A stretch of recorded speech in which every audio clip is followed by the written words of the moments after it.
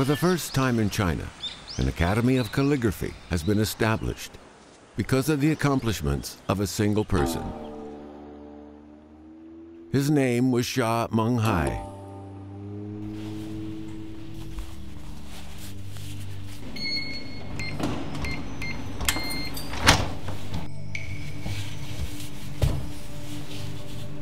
Shah Menghai's calligraphy masterpieces are carefully preserved here.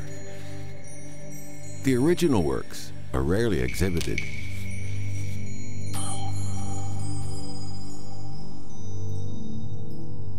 Today we are going to delve into a unique artistic world, the world of Chinese calligraphy. It can be a difficult art form to understand, especially if you can't read Chinese. With enough ink on the tip, the soft brush pen can be used to draw lines of different shapes on rice paper, creating both writing and painting. This is what Chinese calligraphy looks like.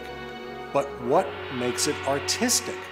How did the practical act of writing characters evolve into an art form that spans several thousand years, becoming synonymous with Chinese civilization? In modern China, there was once a highly revered calligrapher, Shah Menghai. Let's try to understand this unique art form through his life story. 沙老呢，他的书法看起来真是给人一种正大气象、宏厚、挺拔、苍老。沙老个儿也高，写字那种气势非凡的效果跃然纸上。我觉得沙孟海先生首先是在现当代书法史上是一座高峰，就是南有沙孟海，北有齐公。齐公先生是娟秀，而沙孟海是一种雄强、一种博大的一种代表。我们都有点怕的，还有一个，他对外面很客气，对家里很严的。在我的心目当中呢，他是这样一个人，他是全心全意要做学问的人。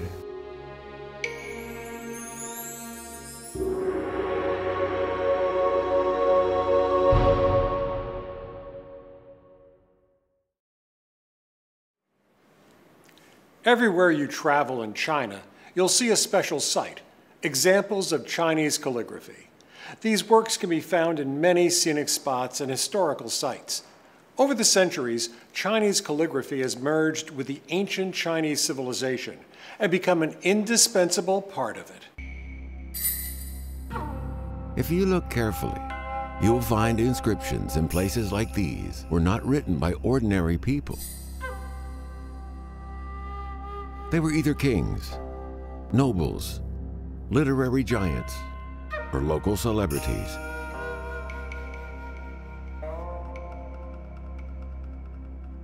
No matter who they were, they all had extraordinary calligraphy skills.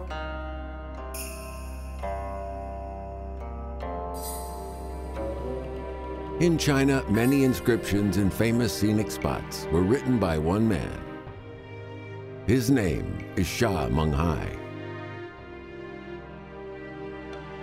Together with the scenery, his works of calligraphy spread through the ages. 沙老自称一家，独树一帜啊！他的书法创作和他的书法史论研究，都在20世纪有很广泛而且持久的影响。所以说，他耸立在我们的当代书法史当中。研究当代书法史，绕不开沙孟海。 If Shah Menghai was so important, why is he rarely known to most Chinese today? To understand his life, we have to start from the characters he wrote.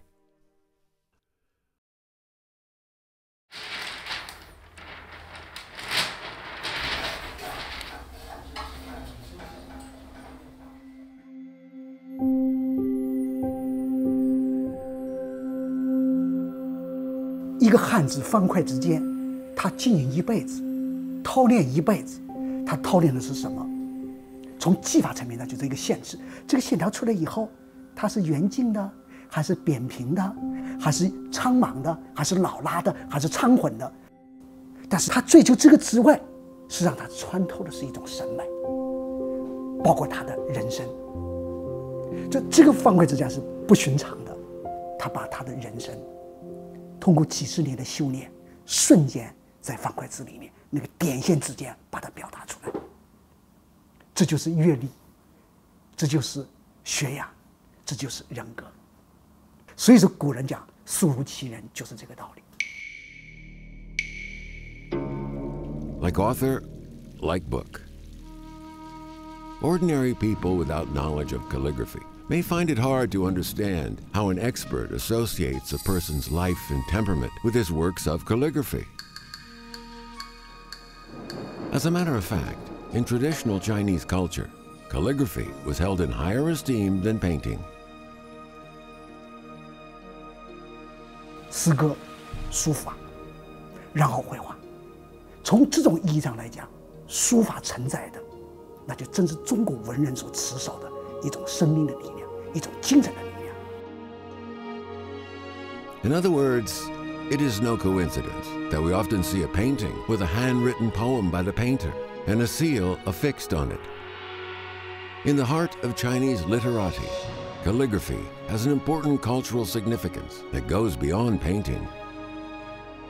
Views of life and philosophy contained within Chinese calligraphy are key factors why Chinese culture has lasted for several thousand years.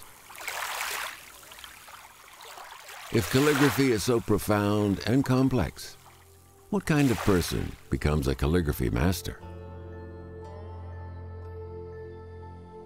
Throughout China's history, there have been countless gifted scholars and literati. Yet only a few were honored as calligraphers. These ancient masters were from rich and powerful families. They grew up learning poetry and the classics in a superior environment since childhood. Shah Menghai, however, was born in the beginning of the 20th century into a poor peasant family. He was very lucky to have a chance to read and write. He eventually became a master of calligraphy, thanks to the changes that took place in 20th century China. Today, China is in an age of reform. More than 100 years ago, China was at the end of a feudal dynasty. The fate of the Chinese people was shaped by the ups and downs of that era. Against this backdrop, Shah Menghai was born into a poor peasant family. In the 20th century, China suffered from domestic strife and foreign aggression. Learning from the West became popular. Massive changes occurred in culture and art circles. The lives of many Chinese changed dramatically in this era, mirroring the rise and fall of the times. Shah Menghai was one of them.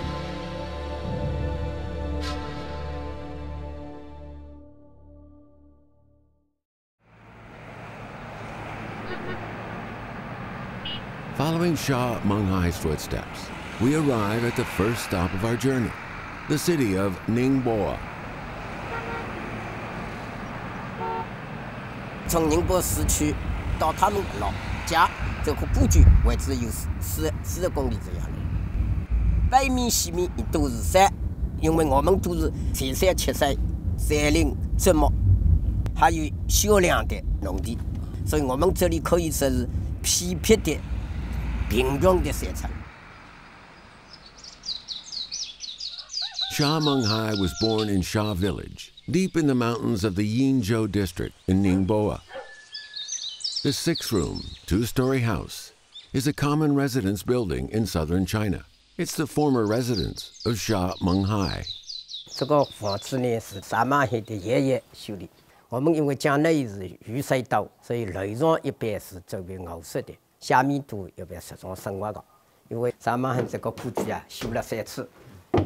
这个房间呢是沙马海父母的凹石，沙马海他兄弟都出生在这间房间里。 In June 1900, Shah Menghai was born into an ordinary family in this mountain village. Over the next few years, he had 4 brothers in succession.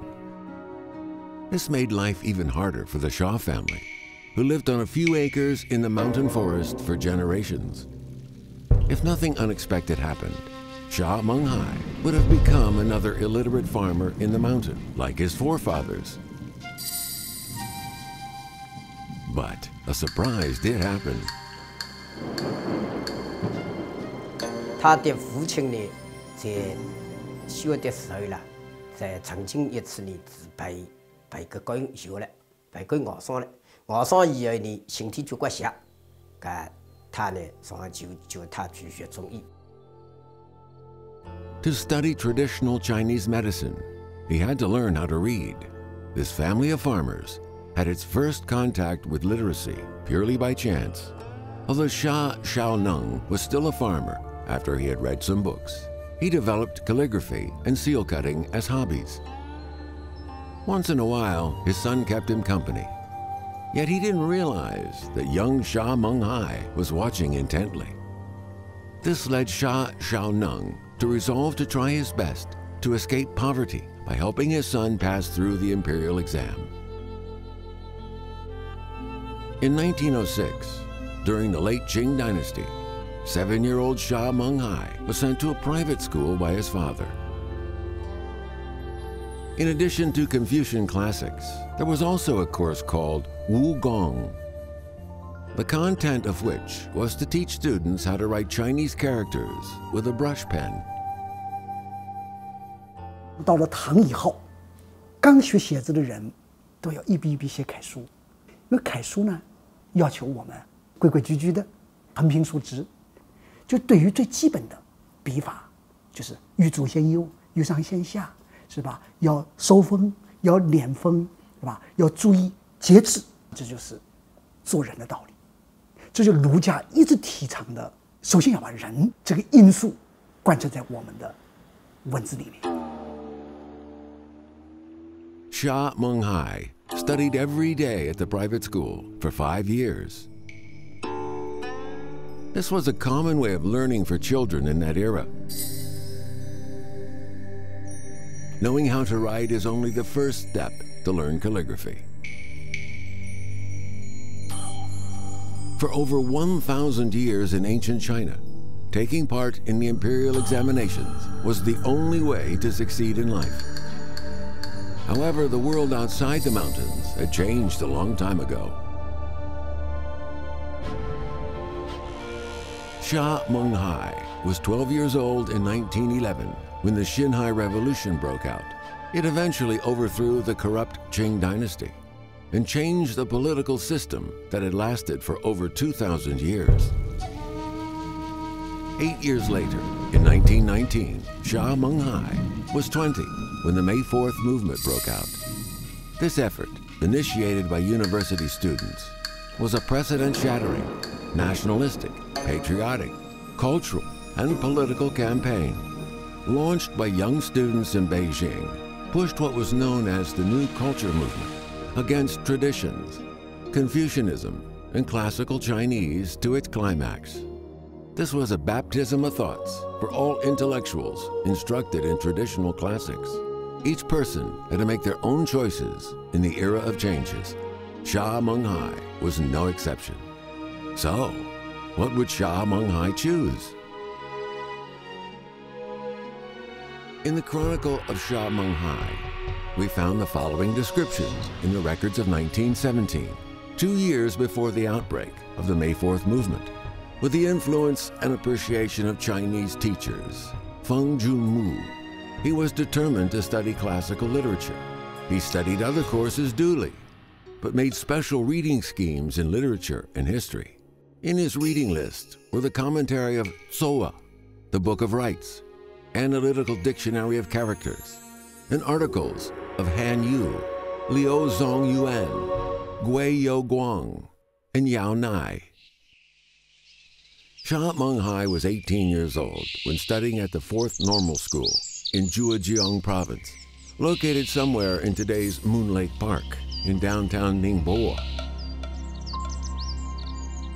In that era, when the ancient culture was being replaced by the new culture, Why did young Shah Menghai choose the old path of traditional Chinese culture?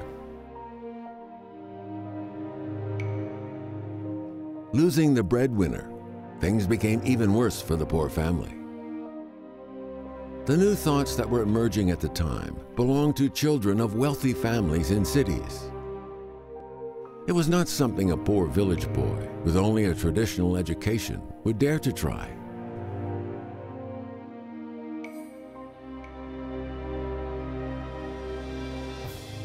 我祖父过去很年轻，我祖母就担当这个家庭，5个孩子，他比较开明，他就要培养，一定要培养孩子出山去，啊，别再蹲在里头，就是培养大儿子读书。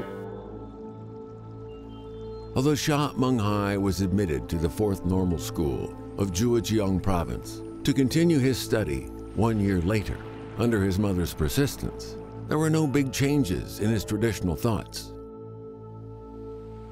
Based on historical records, he carried a collection of Wang Shizhi's handwriting in his luggage. It was the only legacy left by his father. He had never forgotten his father's advice to practice calligraphy well. 古人你要想去当官，首先你必须要有一笔好字，否则你就没有仕途。考试官他看到你这个卷子的时候，那个书法不影响他吗？一定影响。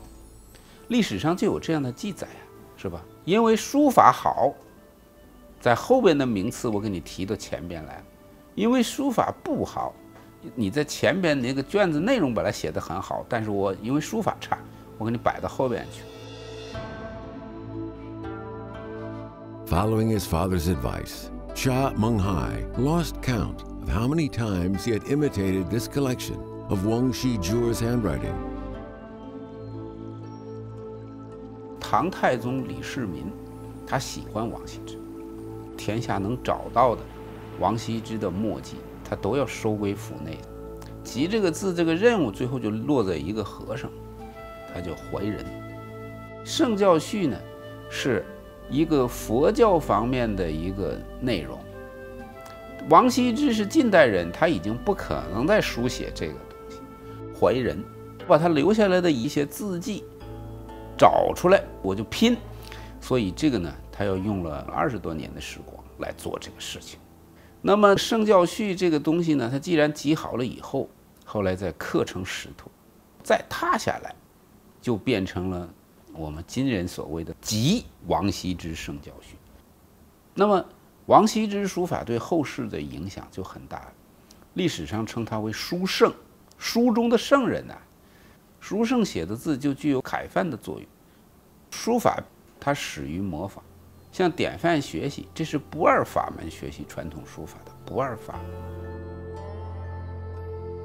门。After entering the 4th Normal School, Shah Menghai often imitated Wang Shizhi's handwriting of the preface of Holy Doctrine to comfort his sorrow and grief for his father's death.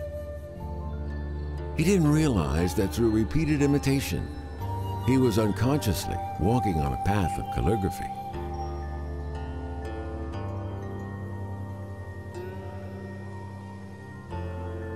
Let's take a look at Shah Menghai's works of calligraphy at that time. He was already outstanding in terms of structure, pen movement, and general layout. Even those who do not understand Chinese calligraphy can feel the freshness and elegance of his works. His calligraphy is already beyond reach of most Chinese today.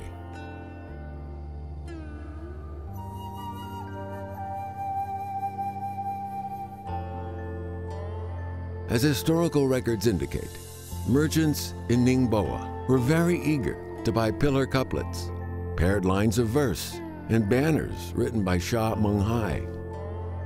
曾经呢，我们当地呢有个城隍庙，过去的建筑。那么他写的字呢，有一些的好，人家学了以后冒充就是写字，也在那里去卖去。Good handwriting not only brought him additional income to support his family, but also won the appreciation of traditional Chinese teacher Feng Junmu.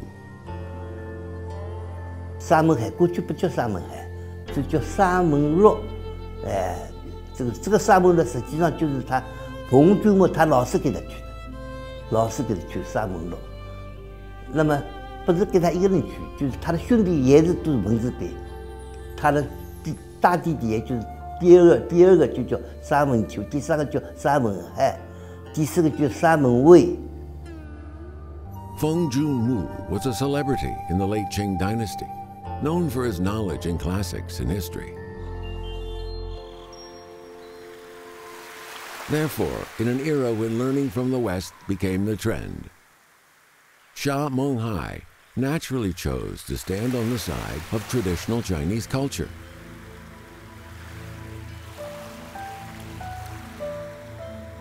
However, this option eventually drove him into a dead-end life.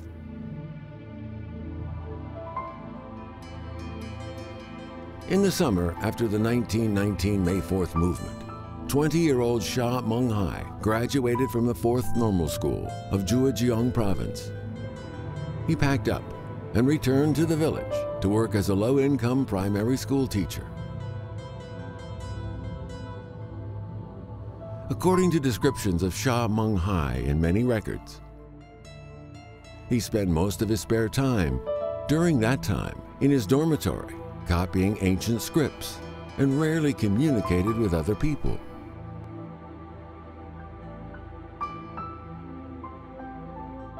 He 有个习惯，曾经给我讲过，他写字写的某一个字错了，哪怕前面是几百个字，他也重新来过。 After school, when the campus was empty, he would go to the sports ground to write large characters with a long bamboo pole as the pen to vent the anguish in his heart.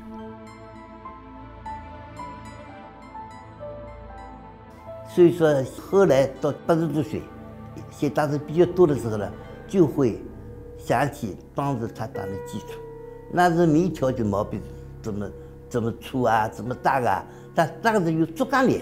这个想不到的。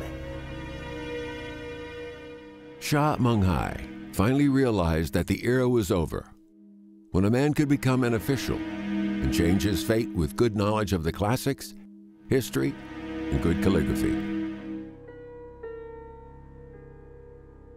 In 1923, 24-year-old Xia Menghai came to Shanghai, the most prosperous city in China. Here he met a 79-year-old calligrapher, a man who would become his most important teacher. Through him, he developed a deep understanding of Chinese calligraphy.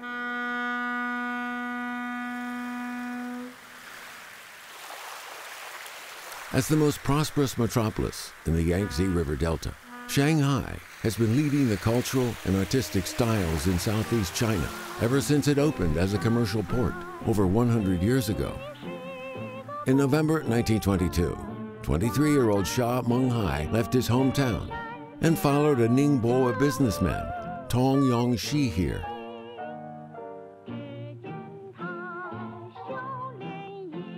However, in the big metropolis, Xia Menghai could only work as a tutor for 6 children in a wealthy family.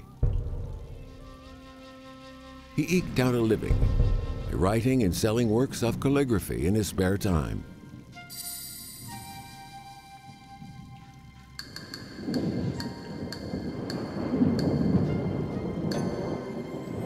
Xia Menghai described his life bitterly in his diary. People living on insignificant skills are minor characters at the most. This is not what I saw as my future.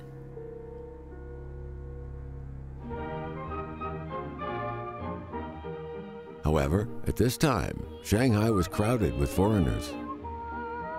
It was embracing diversified cultures, open-minded thoughts, and modern lifestyles. With an unwilling heart and aspiring ambitions, what could Xia Menghai do?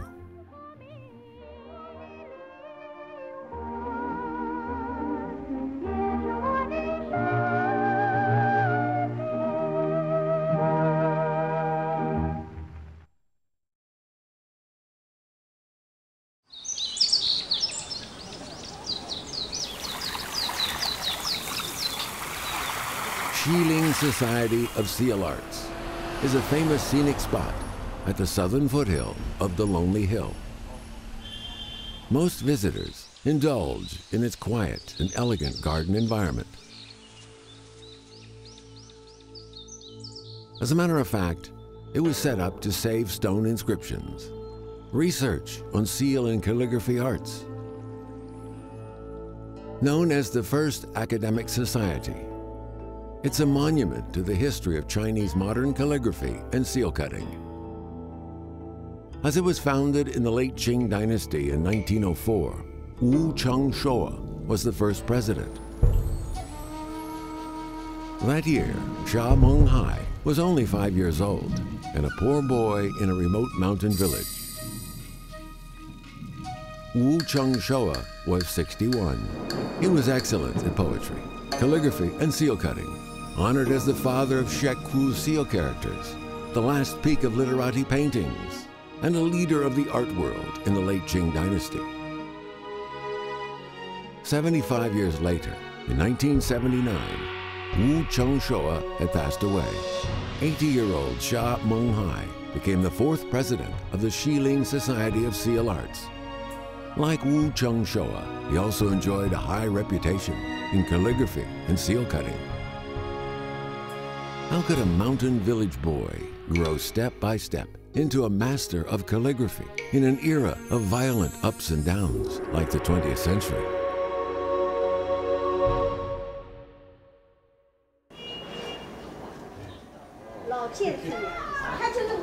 This house with a stone-framed gate at number 523 of the Jiqing Li community, Shanghai, was the residence of Wu Cheng-shouwa in his old age.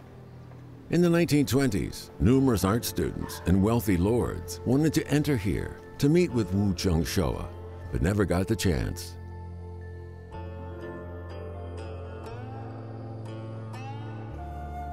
The afternoon of January 19th, 1923, however, Shah Menghai, who was working as a tutor and could barely make ends meet, managed to enter the house and meet the Master of Art with the help of Feng Junmu.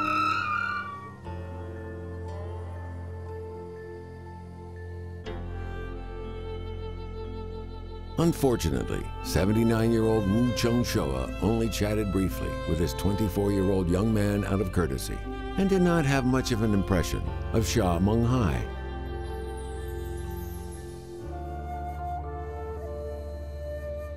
In 1925, when Shah Menghai visited him again with a few seals he had recently cut, Master Wu Cheng-shouwa wrote down his impressions.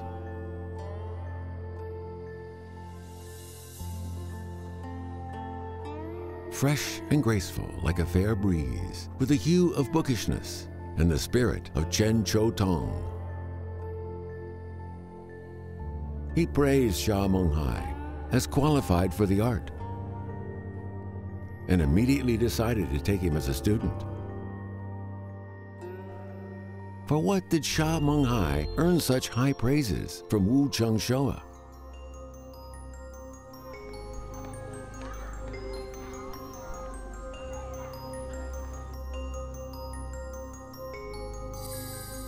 These are seals Shah Menghai cut during that period.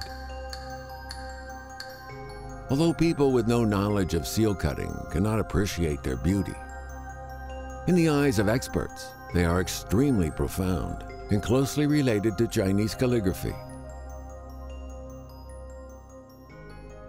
这一个印的平面就像脸面一样嘛。那沙孟海就是眉清目秀那种江南女子，很柔美。我们是气韵美学，是虚实相生为美。在这个空间里如何安排这个虚和实，这个就是他对书法的这个间架结构布局的安排。只不过那是红的，这是黑的而已。 One of the reasons why Shah Menghai's seals impressed Wu Cheng-shouwa was his good calligraphy.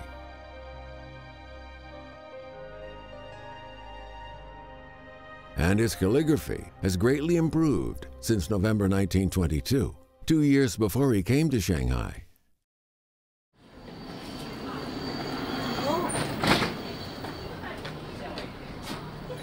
Today's Banji Alley in the west of Ningbo City used to be where scholars gathered in the early 20th century. Sha Menghai's Chinese teacher, Feng Junmu, lived in an old house in the alley. In August 1920, Sha Menghai quit school and lived in his teacher's house to study traditional classics and history. Soon after, he met Feng Junmu's nephew, Feng Jianchun, a famous bibliophile in Jiangsu and Zhejiang provinces.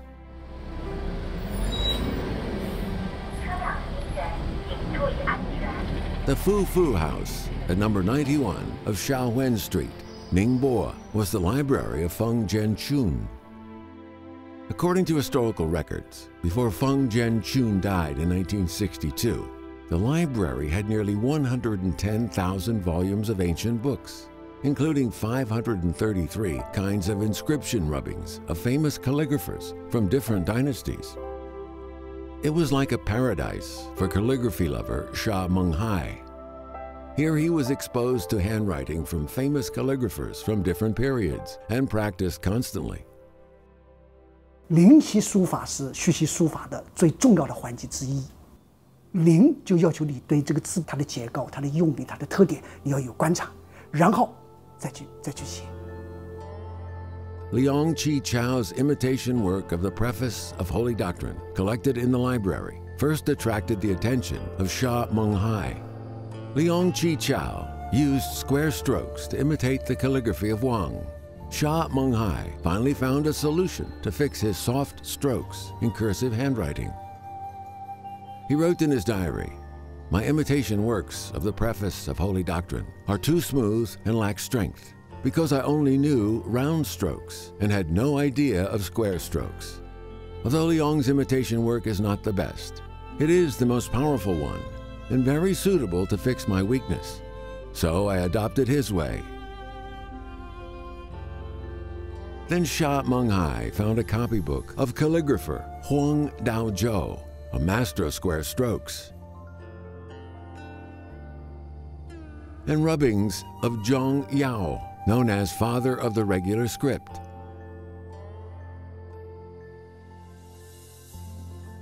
The Epitaph of Cheng Jun was written by Sha Menghai in 1922, after he had done long-term imitation works of Huang Daozhou and Zhang Yao. He mainly used steady square strokes with sharp and smooth turns. It looked solemn and natural. The work was later engraved on stone by a friend, the rubbings of which widely circulated. Since then, Sha Menghai shook off his hesitation and began to confidently write in regular script and running script. He had made up his mind to learn from ancient scripts, from the cursive regular script in the Song and Tang dynasties, the Zheng cursive script, clerical script of the Han dynasty, to small seal style and big seal style in the Qin dynasty and earlier. Obviously, in the library of Feng Jianchun, Sha Menghai's calligraphy practice went far beyond a hobby. He began a systematic study of the history of calligraphy, along with the evolutionary vein of Chinese characters.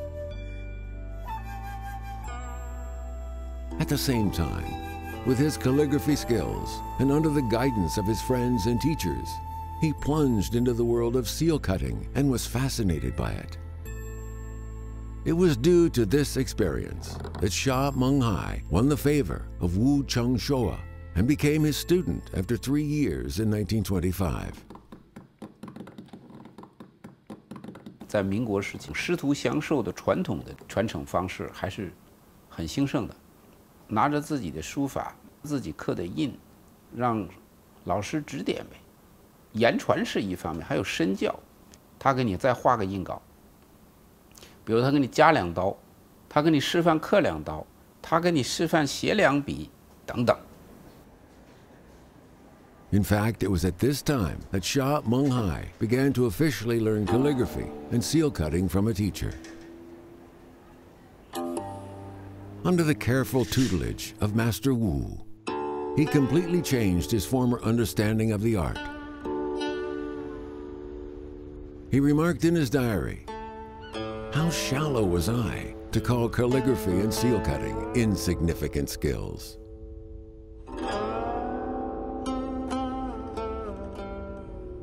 Based on this cognition, with years of learning in traditional Chinese classics, Xia Menghai started to study the history of calligraphy and seal cutting.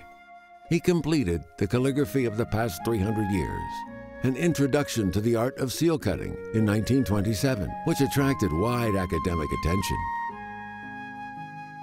对于当代书法300年，他都有自己精深的研究和理解，应该说对当下影响是深远的。我们中国一个大历史学家，就顾颉刚，曾经就是看到这个文章以后呢，就比较惊讶，很惊讶。他们曾经有一次，顾颉刚和沙门海在火车上也碰到过，所以对他比较器重的。With studies in the history of calligraphy to guide his creation, Xia Menghai set out on the journey to become a master. 沙老呢，确确实实是有溶也碑帖的意思，但是是以石刻和碑版为主。虽然有碑的那种茂密、雄强的意味，但是那里面还不乏贴的空灵，不乏贴的清雅。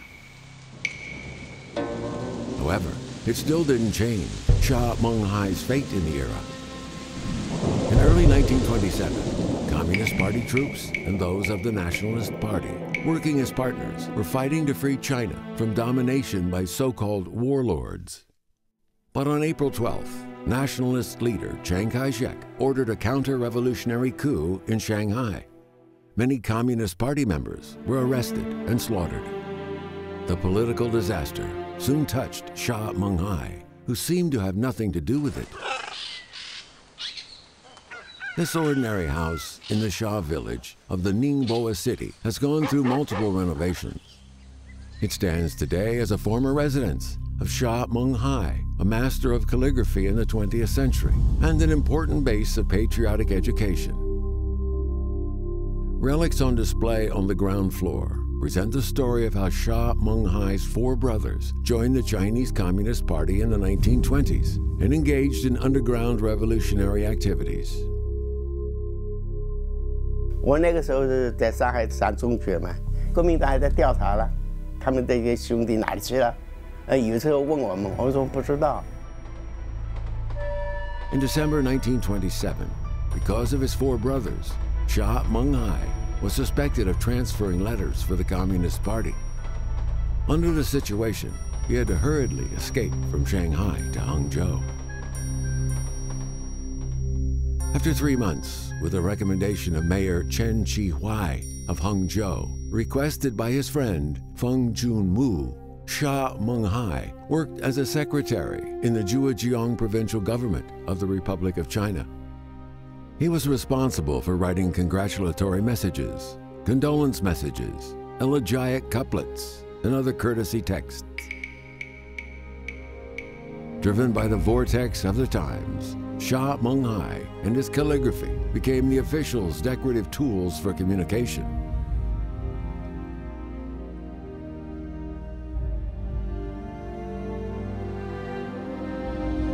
"21 years later, in the darkness of official circles, Xia Menghai could only entertain himself by practicing calligraphy privately.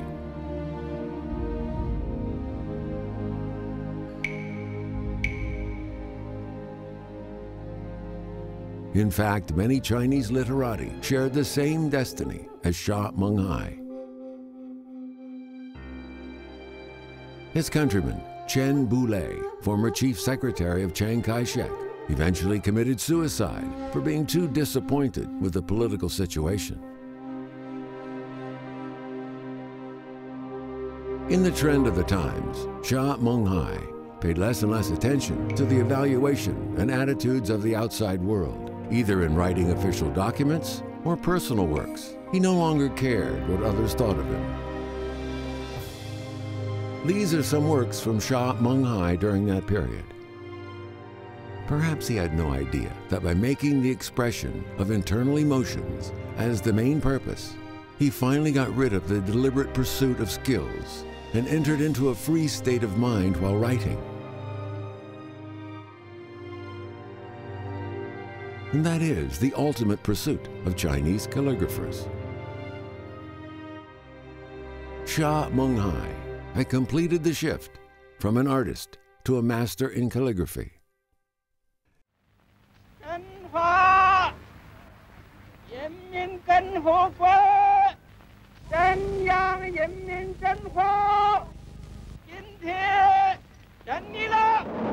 In 1949, following decades of struggle, the People's Republic of China was established.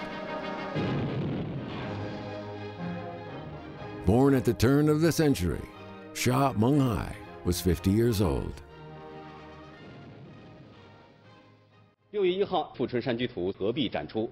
围绕这幅画卷合璧团圆，人们是分外的期待。富春山居图取材于浙江境内的富 On 春山 June 居 1st, 2011, after 300 years of separation, the two portions of a work called Dwelling in the Fuchuan Mountains were combined in an exhibition in Taipei.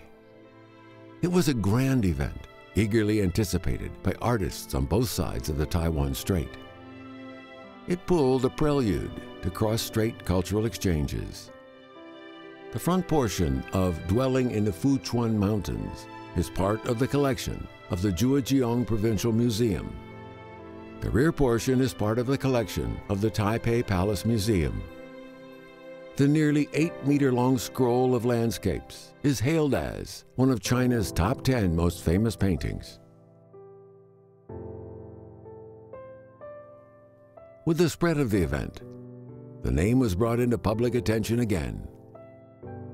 This name is Sha Menghai. If not for him, the front part of Dwelling in the Fuchuan Mountains would not have been collected by the Zhejiang Provincial Museum. An early spring afternoon in 1956, in his Shanghai apartment, 63-year-old painter and collector Wu Hufan carefully took out the proudest piece of his collection, the front portion of Dwelling in the Fuchuan Mountains. Every few days, he would take it out and appreciate this famous painting.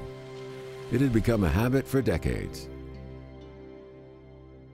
This day, Sha Menghai paid him a visit from Hangzhou. After a long conversation, Wu Hufan agreed to donate it to the Zhejiang Provincial Museum.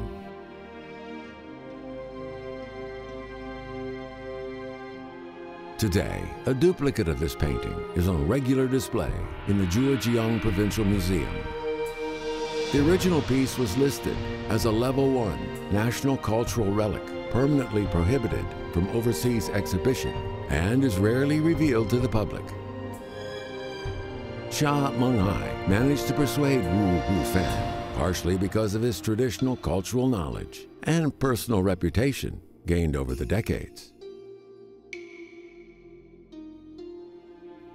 He held two key positions after 1949. One was as a member of the Standing Committee of Zhejiang Cultural Relics Management, and the other director of the History Department of the Zhejiang Provincial Museum. Sha Menghai had far more achievements than these after 1949. People passing by the Longyo Road of Hangzhou often inadvertently noticed Sha Menghai's former residence at number 15. In 1963, Sha Menghai moved to this two-story house and lived here until the end of his life. Also in this year, he finally realized the ideal in his youth of passing down traditional Chinese classics.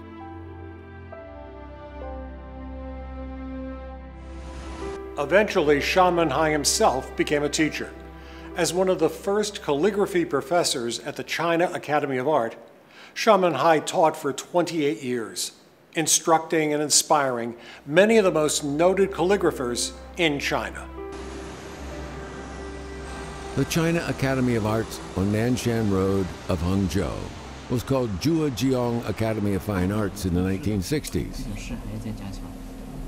Students of calligraphy may not have any special feelings towards this major, yet we will find in historical records that Zhujiang Academy of Fine Arts founded the Department of Calligraphy and Seal Cutting in 1963, the earliest among all Chinese colleges. That year, invited by Principal Pan Tianshou, 64-year-old Sha Menghai became a professor of calligraphy and seal cutting. He taught courses of art of calligraphy, history of calligraphy, paleography, history of seal cutting, and such like. He would spend the rest of his life teaching at the academy. During this period, Sha Menghai wrote a large number of lecture notes. Rich knowledge was frozen on the yellow pieces of paper. Marks of revision are seen everywhere between dense lines of words. From the marks, we may feel Sha Menghai's happiness in achieving his ideal through a rough and rugged journey. 他曾经跟我多次的讲，搞艺术要达到巅峰，也没有这相应的学问，也是无法达到的。他讲纵观中国的书法史，真正有名的书法家，没有一个不是学问家。他还有很多著述，而且他的著述呢，对治学、治书法学的人也是很重要的。所以沙孟海是个学者型的书法家。For the sake of teaching, Sha Menghai's personal creation also entered a period of unprecedented prosperity. At this time, he had formed a clear feature in his calligraphic works, the pursuit of strength, vigor, and virile beauty. He had developed a characteristic, the Sha style.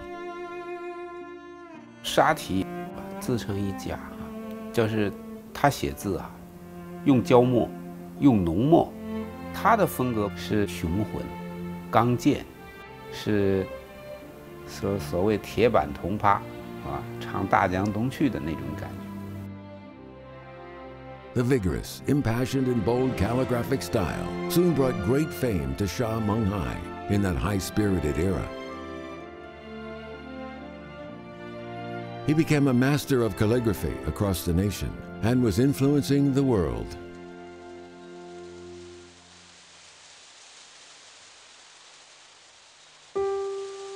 In 1979, in favor with the general public, Sha Menghai was elected as the fourth principal of the Xiling Society of Seal Arts, following his teacher, Wu Chengshua. This year, Sha Menghai was 80 years old.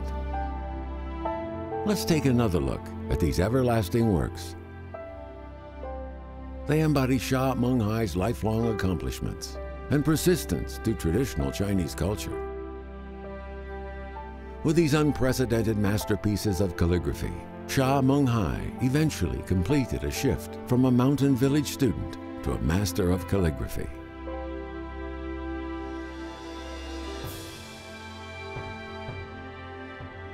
沙老的书法是雄强的、沉着的，而且是奔放的，那种力量如山一样的奔来的。他的成就，这个是世人共鉴。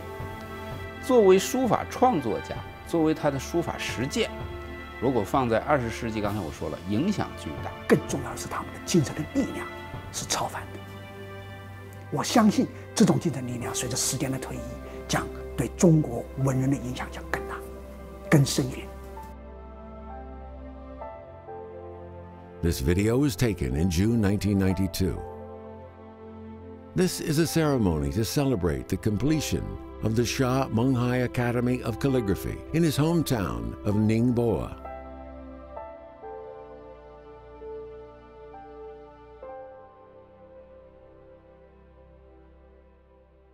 The same night, Sha Menghai accidentally fell and broke his leg. Tragically, improper treatment caused complications.